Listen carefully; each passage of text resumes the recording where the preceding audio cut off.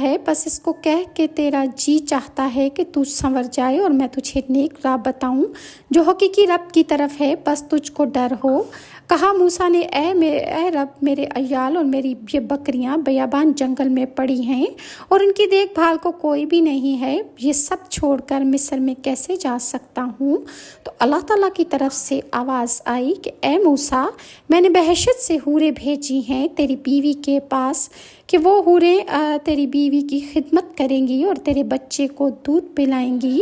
اور بھیڑیوں کو کہا گیا ہے کہ وہ تیری بکریوں کے ریوڑ کی نگہبانی کریں گے، تو ہر طرح سے خاطر جمع رکھ اور کوئی فکر نہ کر۔ قرآن پاک میں ارشاد خداوندی ہے کہ اللہ تعالیٰ نے فرمایا کہ موسیٰ علیہ السلام نے اپنے رب سے کہا کہ میں نے خون کیا ہے ان میں سے ایک کا، اور مجھے ڈرتا ہوں کہ کہیں وہ مجھ کو مار نہ ڈالیں اور میرا